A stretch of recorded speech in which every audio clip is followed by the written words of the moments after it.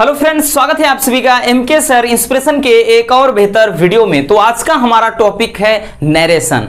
आज हम बहुत ही सिंपल तरीके से इस टॉपिक का निपटारा करने वाले हैं। बहुत सारे बच्चे तो ऐसे होते हैं कि सर हमें नरेशन समझ में नहीं आता, हमें बिल्कुल भी रूल्स याद नहीं होते कि कब कौन सा टेंस किसमें बदलेगा और कब क्या सब्जेक्ट और ऑब्जेक्ट का क्या मैटर होता है, अदला बदली हमें तो कुछ समझ में ही नहीं आता। तो बच्चों समझ में क्यों आएगा? आज तक आपने बिल्कुल भी खिचड़ी करके इधर उधर पढ़ा है तो समझ में कैसे आएगा? चलिए आज हम आपको नरेशन सिखाते हैं, वो भी विदाउट एनी रूल्स, ठीक है ना, विदाउट एनी ट्रिक। कोई ट्रिक नहीं होगा, कोई रूल्स नहीं होगा, बस क्या करेंगे हम एकदम सिंपल तरीके से कॉन्सेप्ट को समझेंगे। कोई रूल्स नहीं, हमें रूल वगैरह कुछ भी नहीं पता, कब किसमें क्या बदलता है, कब किसको क्या कैसे करना, हमें कुछ नहीं याद। बस हमको इतना पता है कि हाँ ये नरेशन है और ऐसे से ऐसे करना है। और ये चीज आप सीख गए बच्चों तो दावे के साथ कहता हूं, कितना भी खतरनाक, कितना भी डिफिकल्ट आपको नरेशन दिखाई पड़ जाए, डायरेक्ट इनडायरेक्ट, आप बहुत ही सिंपल तरीके से उसका निपटारा कर देंगे। तो चलिए सीखते हैं एकदम धमाकेदार तरीके से। कोई रूल नहीं होगा, कोई ट्रिक नहीं होगा, कुछ नहीं याद कराएंगे, बस आपको सिखाएंगे। एक बार आप सीख गए ना तो कुछ भी कर सकते हैं। चलिए सबसे पहले जान लेते हैं नरेशन है क्या। तो नरेशन का अर्थ होता है बच्चों कथन।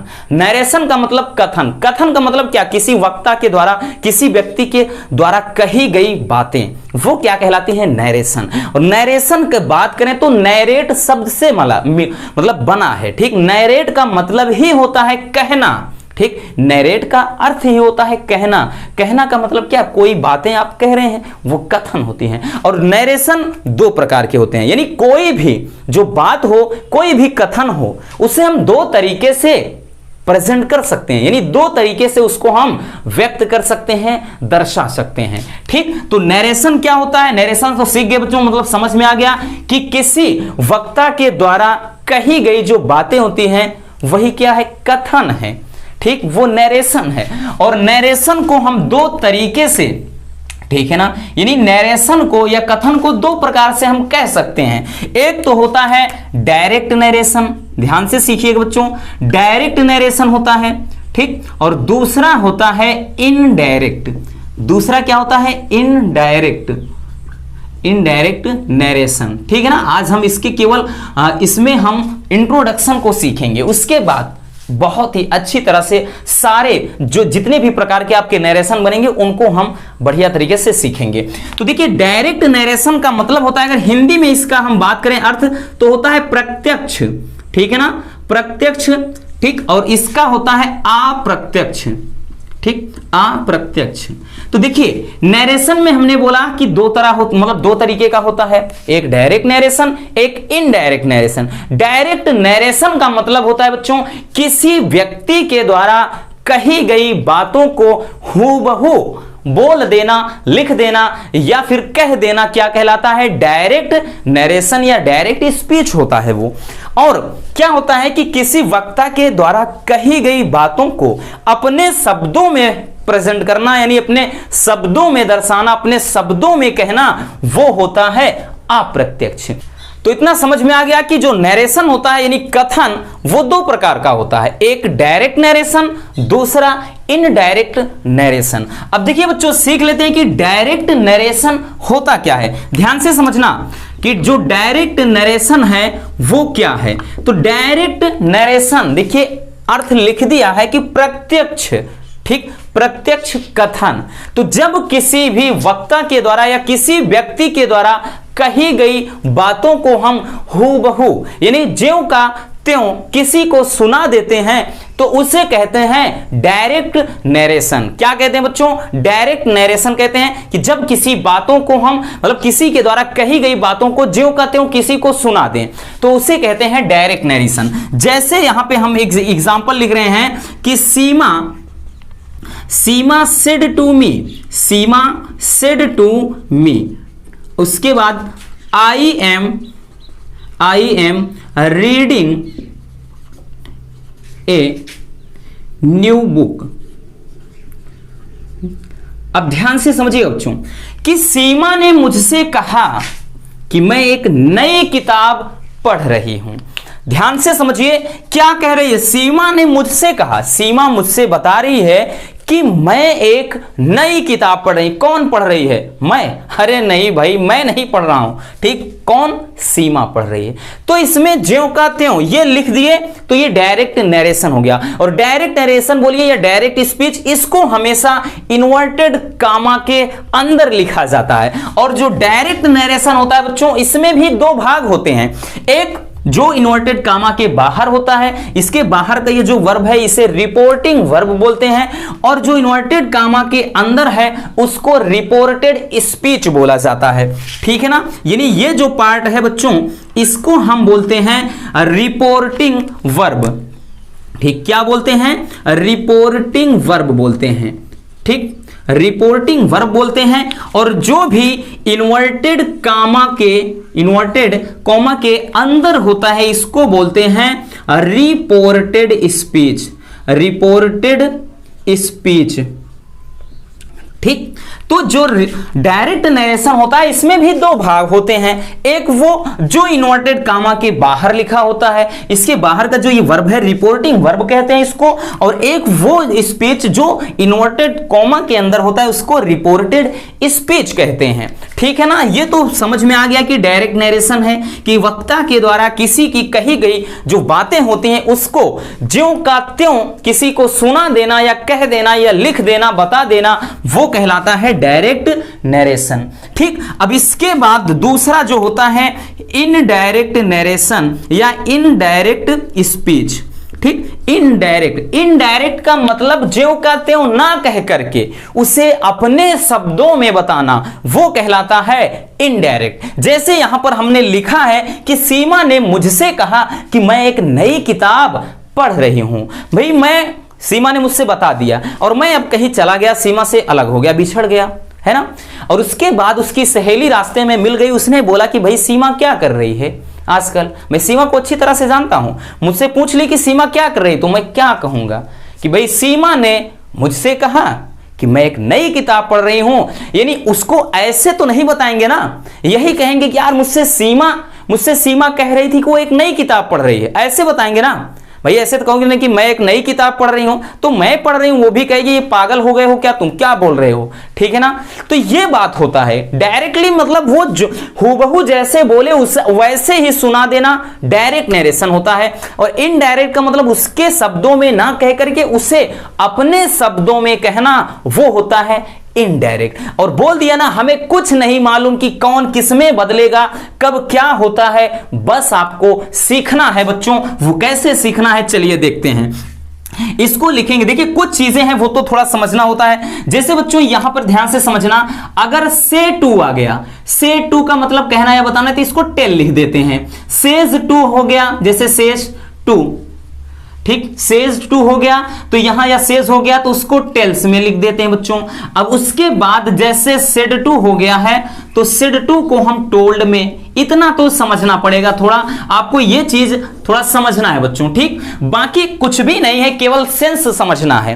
तो जैसे हमने बताया ना कि जब हम किसी को बताएंगे, जैसे कह दिया कि मेरी मां मुझसे बोलती है कि मैं तुमको प्यार करती हूं, या ठीक है ना, या मेरे पापा मुझे बोलते हैं कि मैं तुमको प्यार करता हूं, कि मेरे बच्चे मैं तुमको बहुत प्यार करता हूं। कोई लड़की मिल गई, बताओगे क्या कहोगे कि मेरे पापा मुझसे कहते हैं, फिर मैं तुमको बहुत प्यार करता हूं, बहुत मारेगी, ऐसे तो कहेंगे नहीं। ऐसे कहेंगे ना कि मेरे पिताजी मुझसे कह रहे थे कि वो मुझसे बहुत प्यार करते हैं, यानी उनकी ही बातों को अपने शब्दों में हमने बयां कर दिया।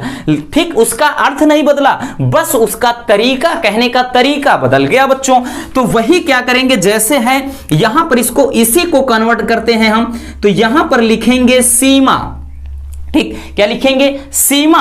और सिड टू है तो टोल्ड में हमने बोला, थोड़ा इसको बदलने वाली चीजें हैं, ये समझना है बस। और मी है, लिख दिया।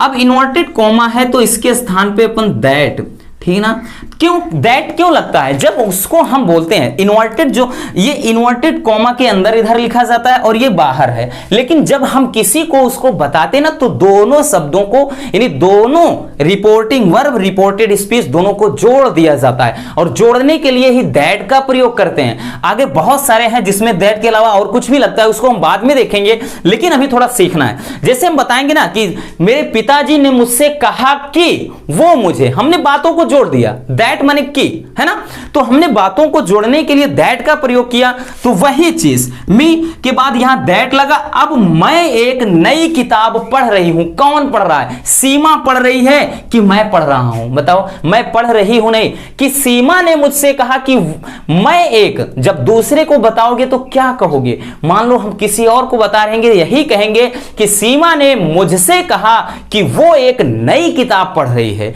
तो वो मतलब हम बताएंगे तो उसका नाम लेंगे ना कि वो एक नई किताब पढ़ रही है। तो यहां से आई किसके पास आएगा बच्चों? सीमा के पास आएगा। बस इतना ध्यान देना। क्यों? कहने वाले कौन है? कहने वाली कौन है? बताने वाली कौन है? सीमा है ना। तो ये कह रहे कि सीमा, ठीक, तो यहां सीमा का सब्जेक्टिव फॉर्म क्या होगा? ही की सी होगा? सी होगा, सी हो गया। अब यहां इज एम आर को वाज वेयर में क्यों बदलते हैं? देखिए हमने बोला ना याद नहीं करना, जब हमसे वो बता रही थी वो बात और थी भाई, उससे हम दूर हुए, बिछड़ गए, हम किसी और को बता रहे हैं, तो यानी समय बदला कि नहीं? समय बदला, टेंस भी बदल जाएगा, बात कहने का तरीका भी बदला, क्योंकि वो बात पास्ट में हुई थी, वो बात पुरानी हो गई कि भाई जब सीमा ने मुझसे कहा, यानी सीमा मुझसे पहले कह चुकी है और अब मैं किसी को बता रहा हूं, तो भाई टेंस बदलेगा, बिल्कुल बदलेगा बच्चों। वो इसलिए क्योंकि बात पास्ट की है, पुराने समय की बात है। तो यहां वही चीज वाज लग जाएगा और बाकी पूरा छाप देंगे बच्चों, रीडिंग ए न्यू बुक, ठीक है ना, रीडिंग ए न्यू बुक हो गया। तो इस तरह से क्या है, इनडायरेक्ट नरेशन या इनडायरेक्ट स्पीच को लिखते हैं, और जो इनडायरेक्ट होता है उसको हम एकदम आसान शब्दों में एकदम सिंपल क्या टेंस में कन्वर्ट कर देते हैं, कोई कॉमा वगैरह नहीं होता है, ठीक। तो ये रहा डायरेक्ट और इनडायरेक्ट नरेशन। चलिए इसमें कुछ और भी हम थोड़ा देख लेते हैं। चलिए अब हम देख लेते हैं, यहां पे कुछ और भी एग्जांपल आपके सामने है। डायरेक्ट स्पीच या डायरेक्ट नरेशन लिखे हुए हैं, इसे इनडायरेक्ट में कन्वर्ट करना है। देखिए बच्चों, पहला है कि Ram said to me, Ram ने मुझसे कहा कि I am singing a sweet song. भाई राम ने मुझसे कहा कि मैं एक मीठा गीत गा रहा हूं, लेकिन बच्चों जब हम दूसरे को बताएंगे तो यही कहेंगे ना कि राम ने मुझसे कहा कि वो एक मीठा गीत गा रहा है ना, ऐसा बोलेंगे, बिल्कुल बोलेंगे। तो यही चीज करना होता है बच्चों। क्या करेंगे, सबसे पहले भाई कर्ता अपन लिख लेते हैं राम, सेड या सेड टू को किस में कन्वर्ट करते हैं बच्चों, टोल्ड। मी लिखेंगे और इसको जोड़ने के लिए दैट का प्रयोग करते हैं सेंटेंस को। अब कह रहा है कि मैं एक मीठा गीत गा रहा हूं, मैं दूसरे को बताऊंगा तो भाई ऐसा नहीं कहूंगा कि राम ने मुझसे कहा, ठीक ना कि मैं एक मीठा गीत गा रहा हूं, तो ऐसे नहीं कहेंगे। तो दूसरे को बताएंगे तो कहेंगे राम ने मुझसे कहा, राम ने मुझसे बताया कि वो एक मीठा गीत गा रहा था, ऐसे कहेंगे, ठीक। क्योंकि बात पास्ट की हो जाती है, इसीलिए फिर जो इज एम आर है वो वाज वेयर में भागने लगता है, ठीक। तो यहां से आई कि मैं एक मीठा गीत गा रहा हूं, कौन गा रहा है, तो मैं नहीं गा रहा हूं, राम गा रहा है, क्योंकि राम ने मुझसे कहा। तो ये आएगा किसके पास, इसके पास, इसका सब्जेक्टिव फॉर्म ही हो जाएगा। अब भाई बात अब की नहीं है, बात पिछली हो चुकी है कि वो उस समय की बात है, इसलिए यहां पे वाज वेयर हो जाएगा और बाकी हो जाएगा बच्चों सिंगिंग ए स्वीट सॉन्ग, सिंगिंग ए स्वीट सॉन्ग। बात समझ में आई, एकदम आसान है भैया, आपको केवल अभी सीखना है। बहुत सारे और भी क्या है आपके जो एग्जाम्पल बनते हैं, ठीक है ना, इतना सिंपल तो देता नहीं है, लेकिन सीखना तो पड़ेगा ही, ठीक। आप सीख गए तो कोई भी बन सकता है। जैसे इसमें सुधा सेड टू मी, कि सुधा ने मुझसे कहा, तो हम क्या लिखेंगे, सुधा सेड या सेड टू को हमने बोला टोल्ड में बदलेंगे, ठीक। और यहां से मी लिखेंगे संयोजक दैट, जोड़ने के लिए दोनों, ठीक है ना, इन दोनों को जोड़ने के लिए दैट का प्रयोग करेंगे कि सुधा टोल्ड मी दैट। अब देखिए यहां पर क्या है, सुधा ने मुझसे कहा कि you are not a good boy, कि तुम एक अच्छे लड़के नहीं हो। जब दूसरे को बताएंगे तो हम कैसे बताएंगे कि यार सुधा ने मुझसे कहा कि मैं एक अच्छा लड़का नहीं हूं, ऐसे कहेंगे ना कि ऐसे कहेंगे कि सुधा ने मुझसे कहा कि मैं एक अच्छा लड़का नहीं हूं, ऐसे तो नहीं कहेंगे। ये सुधा कह रही थी, उसकी बात ज्यों का त्यों है। और जब हम किसी और को बताएंगे तो उसे अपने शब्दों में बताएंगे कि यार सुधा मुझसे बोल रही थी कि यार मैं एक अच्छा लड़का हूं। क्या मैं अच्छा नहीं हूं? बिल्कुल हूं। ठीक, तो यही चीज अब देखिए कि मैं एक अच्छा लड़का नहीं, मतलब तुम एक अच्छे लड़के नहीं हो, अब मुझको वो सुधा कह रही है। तो तुम है भाई, तो यहां पर क्या हो जा कि तुम एक अच्छे लड़के नहीं हो, जब दूसरे को बताओगे तो यही कहोगे कि सुधा ने मुझसे कहा कि मैं एक अच्छा लड़का नहीं हूं, तो मेरी बात कर रही थी। तो इसलिए क्या हो गया बच्चों? आई हो गया। इज एम आर हमने बताया ना, वो बात पास्ट की थी, तो यहां से वाज हो गया। I was not a good boy हो गया, है ना। इतनी सी बात है और कुछ भी नहीं, बस। नेक्स्ट है, कह रहा है, ध्यान से समझिएगा, ये इनडायरेक्ट है बच्चों। ठीक, और नेक्स्ट क्या है कि my mother said to me, मेरी मां ने मुझसे कहा। तो लिखेंगे, पहले लिख लेते हैं कि माई मदर सेड या सेड टू को हमने बोला ना टोल्ड मी, कंजक्शन या क्या लगाएंगे? दैट। ठीक, संयोजक दैट का प्रयोग करेंगे। देखिए, मेरी मां ने मुझसे कहा कि I am giving you a pen, मेरी मां ने मुझसे कहा कि मैं तुमको एक कलम दे रही हूं। जब किसी और को ये बात बताओगे, क्या कहोगे? भाई को अपने बताओगे तो यही कहोगे ना कि मेरी मां ने मुझसे कहा कि वो मुझे एक कलम दे रही है। भाई उस समय मैं उनके सामने था, जब उन्होंने मुझसे कहा कि मेरी मां ने मुझसे कहा कि मैं तुमको एक कलम दे रही हूं, तो उस समय मैं मां के सामने था। जब मैं मां से दूर हुआ, किसी और को ये बात बता रहा, ठीक ना, किसी और के सामने जब बोला, तो यही तो कहूंगा ना कि मेरी मां ने मुझसे कहा कि वो मुझे एक कलम दे रही है। ठीक, तो इसीलिए क्या है, आई किसके लिए? मैं दे रही हूं। कौन दे रहा? तो यहां मम्मी जी दे रहे हैं, तो भाई मां के लिए, मां क्या है? सब्जेक्टिव फॉर्म इसका ही होगा कि से, तो सी हो जाएगा दैट सी। अब हमने बताया ना, पास्ट की बात, पुरानी बात हो चुकी है, वाज लगा दिए, तो सी वाज गिविंग। अब देखिएगा यू किस में हो जाएगा कि मां ने कहा कि मैं तुमको एक कलम दे रही हूं। जब किसी और को बताओगे तो यही अपने दिमाग से सोच लो ना कि मेरी मां ने मुझसे कहा कि वो मुझे एक कलम दे रही है। किसी और को जब बताओगे तो यहां से क्या हो जाएगा? मी हो जाएगा। ठीक, मी ए पेन हो जाएगा। ठीक है ना बच्चों, ये होता, ये कहानी होती है। ठीक, इस तरह से थोड़ा हमने देखिए, आज हमारा केवल मकसद इतना था कि आप इतना जानिए डायरेक्ट नरेशन क्या है, इनडायरेक्ट नरेशन क्या है, रिपोर्टिंग वर्ब क्या है, रिपोर्टेड स्पीच क्या है। ठीक, और उसके बाद इसमें जो भी थोड़ा ये कर्ता और ये कर्म की जो बात होती है ना, इसमें क्या मैटर होता है, क्या कहानी होती है? अरे कुछ भी नहीं, कुछ नहीं याद करना और याद कराएंगे भी नहीं। और सारा इसमें जो भी नरेशन में आगे होंगे उनको हम बहुत ही अच्छी तरह से आपको एकदम सिखा देंगे। बस आप इतना समझ लीजिए, उसके बाद इसमें कहानी कुछ भी नहीं है। तो मिलते हैं किसी और ऐसे मजेदार वीडियो के साथ। जय हिंद।